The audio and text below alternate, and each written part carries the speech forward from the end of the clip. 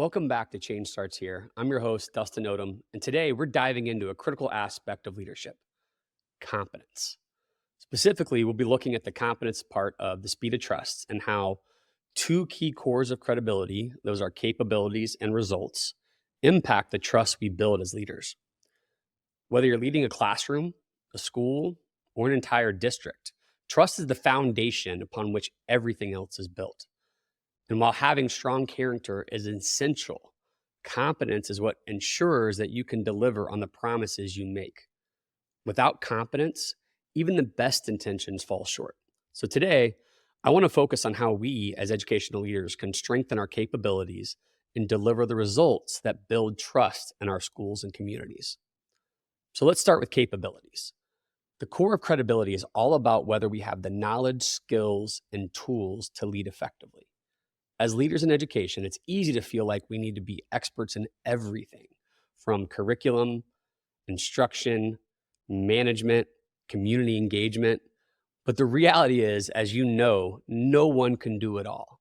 And instead of trying to do it all, our job is to identify our strengths, develop them, and surround ourselves with people who complement our skill sets. Again, our goal is not to do it all. It's to know what our strengths are, develop those to be even stronger, and surround us with people who complement the areas that we're weak in. That brings us to the first of 5 trust behaviors that I want to highlight today. That's deliver results. At the end of the day, it's not enough to have good intentions or lofty goals. We need to deliver. Our teachers, students, and communities are counting on us to get things done. So how do we make sure we're delivering results? First, it's important to stay focused on what matters most. In education, we're often pulled in 1,000 different directions, but trust is built when we follow through on the key priorities.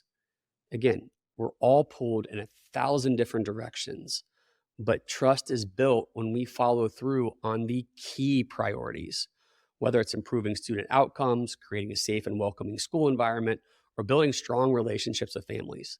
Delivering results requires us to be intentional, disciplined, and relentless in pursuing our goals. The second behavior I want to highlight is get better. Education is constantly evolving, and as leaders, we need to commit to continuous improvement. I know we all say that, and we all think we know it, but that means every day we need to be obsessed with how do we get better. My wife and kids make fun of me all the time for being obsessed with TikTok right now. And the part of TikTok that I like is there are motivational speakers and there are leaders who share their insights in a way that helps challenge my thinking every day. And so I want to challenge all of you to find that opportunity every day when you wake up. Ask yourself, how are you going to get better today? So what that means is not just joining me in the TikTok world, which again may not be the best example for people, but it means being open to feedback, learning from our mistakes, and always looking for ways to grow. When we model a growth mindset, we not only improve ourselves, but we also set the tone for our teams and students to do the same. In today's world, being a lifelong learner isn't just a nice to have, it's a must. Whether it's staying up to date on new teaching practices, understanding emerging technologies, which is something that we all need to do, or adapting to changes in policy, which, as we know, there are a lot of policy changes that are happening these days. Getting better ensures that we remain capable of leading effectively. Next, let's talk about confronting reality. This is probably my favorite behavior. This one, and its reason is because it's the toughest of the trust behaviors. But really, I think it's the most important. As leaders, we can't afford to shy away from the difficult truths, whether it's facing performance issues within our teams, acknowledging gaps in student achievement, or addressing systematic challenges within our schools. Confronting reality is about being honest with ourselves and others, even when it's uncomfortable. It's about taking the blinders off and tackling problems head on. When we confront reality, we create a culture of openness and transparency where trust can thrive. It sends a clear message that we're not afraid to deal with the tough stuff, and that builds credibility. Again, confronting reality in a loving, grace-filled way, is what sends a clear message that we're not afraid to deal with the tough stuff, and it builds our credibility. That brings us to the next behavior, which is clarify expectations. I work with someone now who loves to say clarity is love, and I could not agree more. In any organization, but especially in schools, clear communication is key. Too often, misunderstandings or misaligned expectations lead to breakdowns in trust. As leaders, we need to be crystal clear about what we expect from our teams, and we also need to make sure we understand their expectations of us.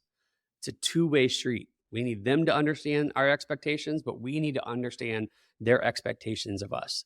This goes beyond just setting goals or giving directions. It's about ensuring that everyone is on the same page, whether it's talking about classroom instruction, school culture, or student success. When expectations are clear, people are more likely to meet them, and trust naturally follows. I'll say it one more time because I like to repeat, as you guys can tell. When expectations are clear, people are more likely to meet them, and trust naturally follows. Finally, let's talk about practice accountability. Accountability is often seen as a negative thing, and I hate that because in reality, it's a powerful way to build trust. Practicing accountability means holding ourselves and others responsible for the commitments we make. It's about creating a culture where we are empowered to do the best work, but we are also accountable for the results they produce. In schools, this might look like setting clear performance goals for teachers, holding regular check-ins to track progress, or providing support when someone is struggling to meet expectations. When we practice accountability, we show that we care about results, but we also care about the people behind those results. Back to repeating, when we practice accountability, we show that we care about results, which, yes, is incredibly important, but we also show that we care about the people behind those results. It's a balance that, when done right, fosters trust and drives success. So as you think about the 5 trust behaviors, deliver results, get better, confront reality, clarify expectations, and practice accountability, I want to challenge each of you to reflect on how you're incorporating these into your own leadership. Building trust through competence isn't just about being good at what you do. It's about continuously striving to improve, facing challenges head on, and holding yourself and your team accountable for the work that matters most. In just a minute, you'll get to listen to one of our superstar coaches, Desiree Cocroft, and she'll share some practical advice on how to apply these skills in your school and school district, as she's someone who's in schools and districts all across the country. And if you'd like to dig deeper into these particular behaviors, you can click the link in our show notes, and we've got a Speed of Trust resource there for you. As always, before I leave, I just want to thank you for joining me today. Thank you for putting your growth first. Thank you for recognizing that change does start here with you.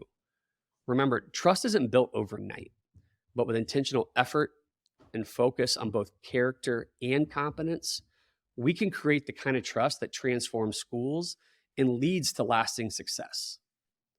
Until next time, keep leading with purpose, and remember, change starts here. All right, Desiree, thank you so much for making time to be here with us. I'm sure your schedule is as crazy as anybody else's in this organization. So thank you for being here. Absolutely. I'm so glad to be here. So we're going to dive in and get to the meat quickly, because that's what these episodes are about. So you've worked with countless schools throughout Franklin Covey's Leader in Me work. Can you start by sharing how trust plays a role in creating a culture of leadership in schools? Goodness, yes, it plays such a big role in leadership in schools, because so many leaders focus on like the strategies and the checklists, all the things that they're supposed to do as a leader.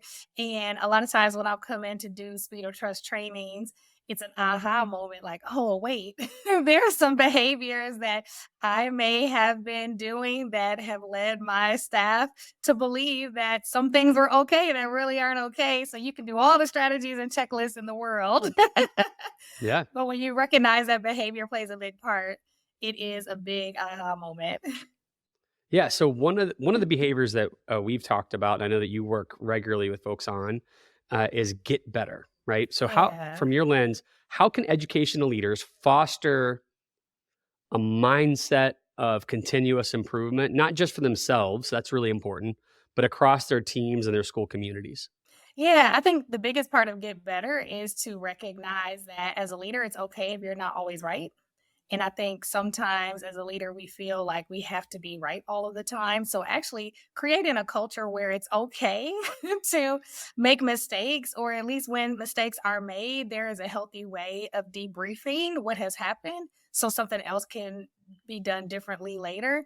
And then psychologically, there is some psychological safety that people can have when they have a failure and have a mistake. And so really creating a space where you make it okay for you to make a mistake and being able to admit to that in front of your team in a way that makes them know that, hey, if they made a mistake and I can also have permission to make mistakes and get better from those mistakes instead of trying to hide them.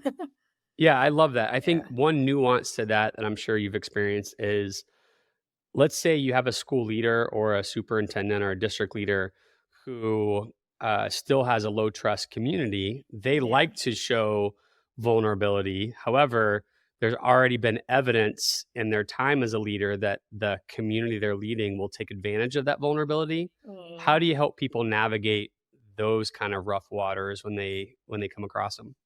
Yeah, when it comes to vulnerability, I take a piece of advice from Brene Brown, and she says that all vulnerability isn't vulnerability if there is not safety in vulnerability. And so, just sharing for the sake of sharing, I would not advise that, especially like you said, you might have had. I mean, especially if you have a low trust group with you, you may not want to share everything that is at the core of you, but I Yep. do think that there is something to be said about, well, what level of sharing can you do at this point? Because I do think that there are levels of intimacy in terms of sharing with your staff that need to Yep. be established. And it's almost like unpeeling an onion.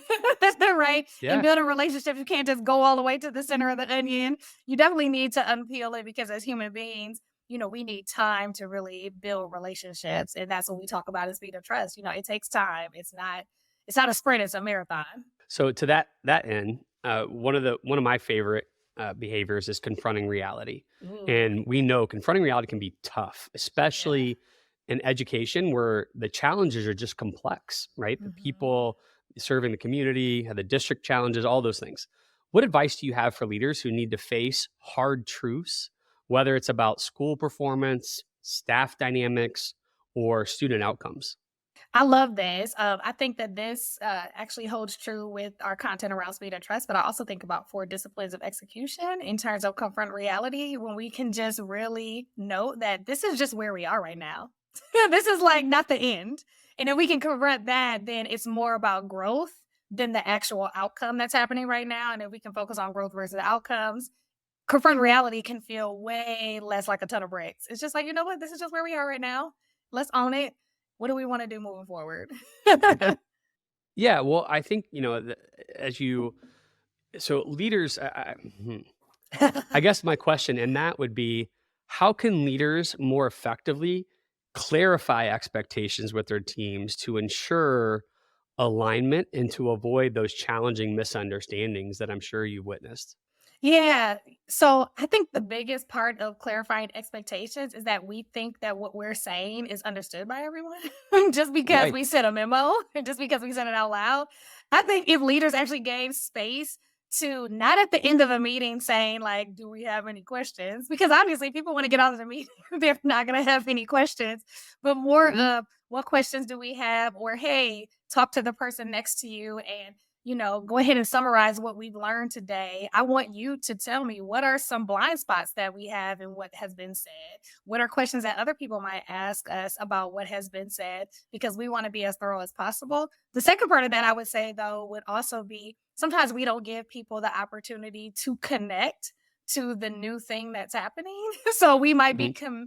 we might be communicating it, but have we given them the opportunity to really connect with the change that's happening or the new thing that might be communicated.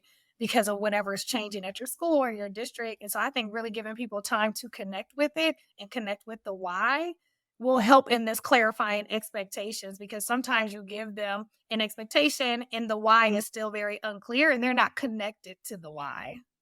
Yeah. It's Yeah. funny you're saying that. I'm feeling very convicted right now. I'm coaching a fifth grade, this little man over here, Oh. coaching Luke's fifth grade basketball team. And last night I tried to implement something new, Uh-huh. and I don't think I provided space for fifth graders to really deal with it. And so I know if I'm not doing that well for fifth graders, I can imagine how, and I was even trying in my practice plan to Sure. think I was doing it. And so as adults, I'm positive Yeah. we skip over that and we just Yeah. make that assumption of like, once I say it, we're going, Of as course. opposed to recognizing we're all kids at heart. We're all Yeah. humans. We all have to process. And so Yeah. you have to give people that space, right? Yeah, and I think too, the other part is that the way our world is set up, sometimes you're giving people new expectations with like 5 seconds of time before something has to be acted upon. And I think just really giving ourselves permission to know that when those times happen, it is going to be some misunderstandings, but as much as possible, in terms of like building trust, sometimes you can give people, when there's a high level of trust with a group, you can give them very split second expectations. And because they have those nuances of what is needed, their social awareness is different because there has been an established trust relationship with their team. There's still very little misunderstandings that happen when a team fully Yeah. trusts each other. Yeah. So, Yeah. we're creating transparency, we're Yeah. confronting reality, Hmm. we're clarifying our expectations. And so that leads to one of the more critical, you just talked about the four disciplines of execution. So the most Yeah. critical practice in many ways is practicing accountability. Yeah. So my question, and this may be a bigger question than what you're expecting, would be how can leaders in education foster a Hmm. culture of accountability while still supporting and encouraging their staff and students? Oh, so I would, my biggest piece of advice would be to take baby steps because sometimes we can look at accountability as someone checking my homework, someone being on my back, versus seeing it as, hey, this is just an opportunity for me to have a conversation about whatever I might be having as a barrier for the area that we're all holding each other accountable in. So even when I've done 4 disciplines at schools, when it comes to trust, if we have a very low trust or maybe moderate trust and we just haven't done accountability together, I would say, hey, let's take our time. Like, so let's scaffold it. Maybe our first meeting is just getting to know each other better and Yep. what each other really needs and what our whys are. And so really taking that time to establish those accountability conversations so they deepen over time, instead of, a lot of times organizations would be, hey, we've been working together for 30 years. Now let's pair up and do this. And all because we've been working together, don't mean we know each other. In that Totally. way, most people don't want to talk about what they're not doing right or Yeah. what is wrong. But if we make it okay, like again, growth versus outcomes, I think that accountability conversation could be a lot easier. And if we really embed true time for people to get to know each other and giving them space to create that safety bubble of accountability at their own pace. That's great. Yeah. I think that's really wise, and that's something I would say for every Yeah. school leader, district leader to take into account. My background, I don't know if we've talked about this before, but coming from 100% free and reduced lunch background, working with our Mhm. schools who Yeah. were on the cusp of being closed any given year, or Mhm. a number of teachers being let go if we didn't hit certain performance measurements. Yeah. So there's always, I'm not saying that's right. I'm just saying that Right. was the life we were living into. And so what's your recommendation for school leaders who are trying to balance and create accountability that has to have an urgent timeline with balancing it with empathy, particularly when you're working with, a teacher or a student who's struggling? But you have to, like, the baby steps are great, but you may not feel like you have the time, or you absolutely may not have the time to have the baby steps. Yeah. What kind of nuance recommendation can you give in that sense? No, that's a really great question because there is a lot of time constraints that come with some of the things that we're working on.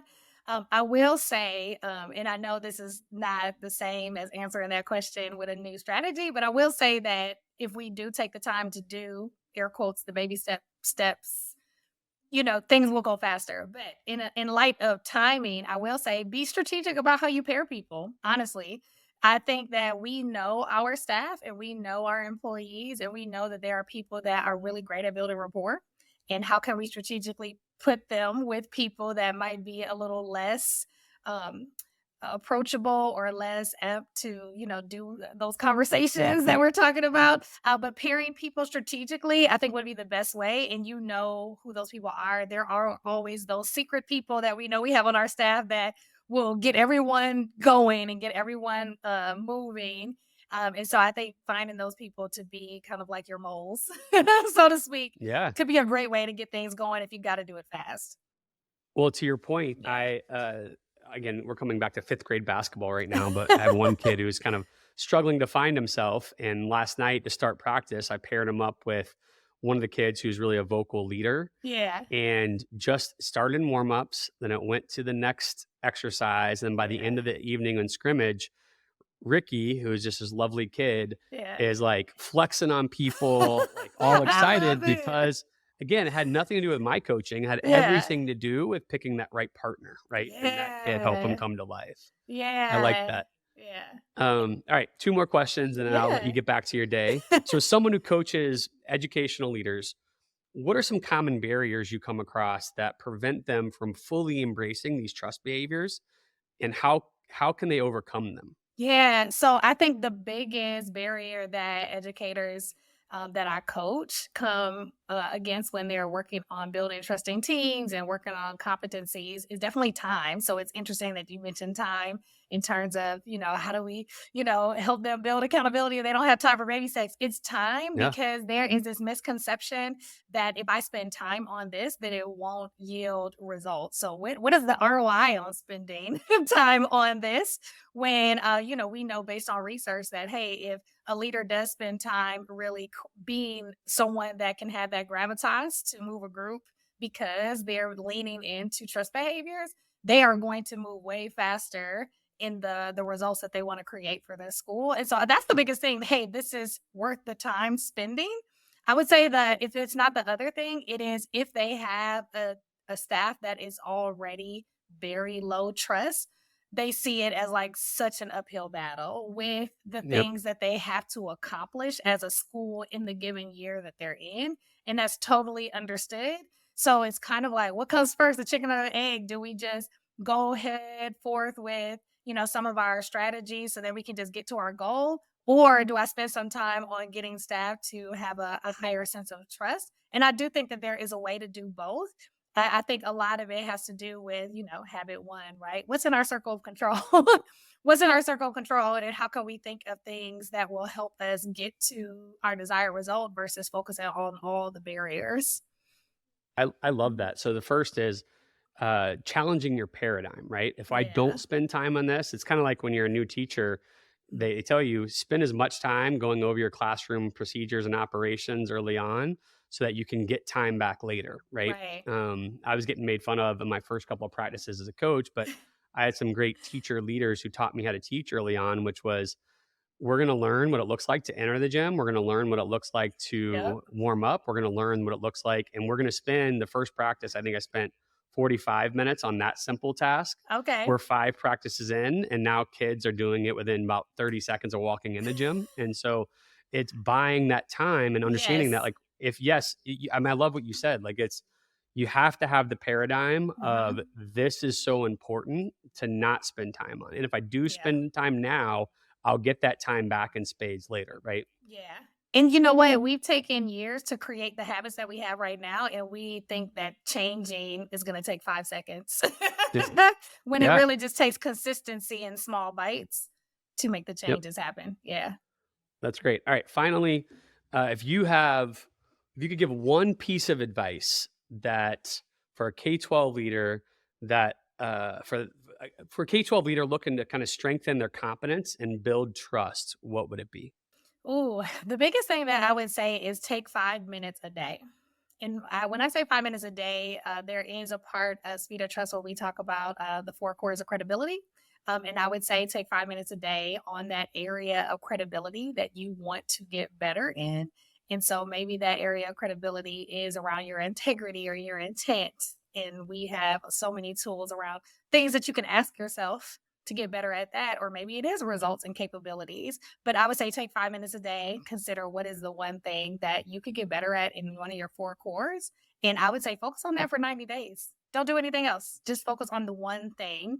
And the one thing will take you way further than trying to do all the things. That's great. Well, Desiree, thank you for making time. I'm going to Yes, let you get back to changing lives. I think you said you're in Milwaukee this I week. I know that am. you could be at different corners of the US. And so thank you for the commitment and passion you share with our folks. And thank you for making time to be here with us today. We really appreciate it.